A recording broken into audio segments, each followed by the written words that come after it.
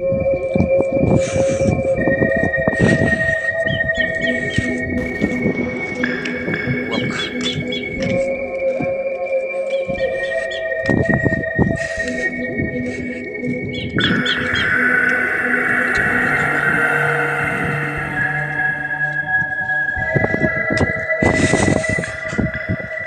araw po sa lahat. Nandito po pala tayo ngayon sa sementeryo ng Daan Bantayan, Poblasyon sa Cebu. Makikita natin dito na yung sementeryo po nila ay nasa may daanan lang po. Lalo na yata kapag gabi, sobrang nakakatakot po talaga kapag dumadaan dito.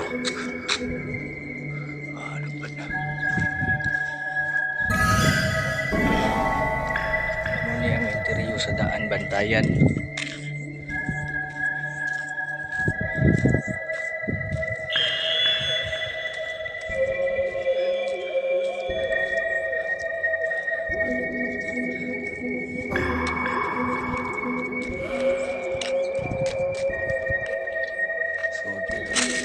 pinuntahan ko rin pala po dito yung lolo at lola ko kasi dito po sila nakalibing.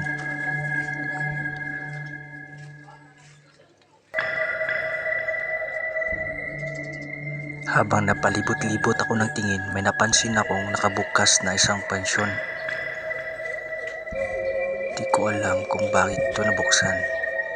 Pero sa palagay ko baka kinuha na yung bangkay dyan sa loob.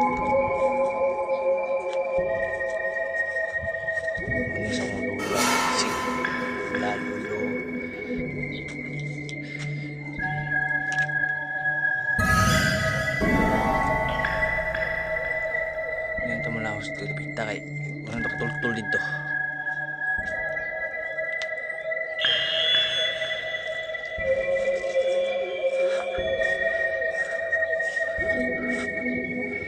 Habang papalabas na ako, di talaga mapali ang tingin ko sa yung nakabukas na pansyon.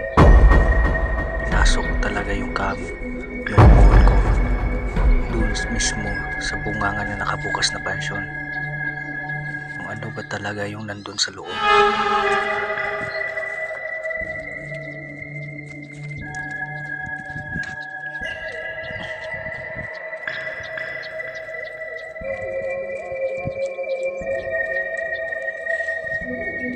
Habang ako'y naglalakad na sa may daan, may napansin akong isang pansyon na parang sirang-sira na.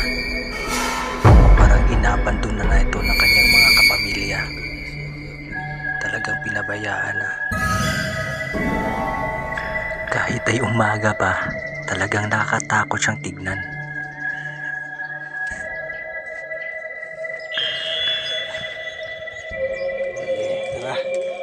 Pauwi na sana ako dyan, pero may napansin akong daanan, tsaka maganda yung view. Pero ito pala ay sementeryo din. Dito makikita sa loob yung mga pansyon na parang kinuhanan na ng bay.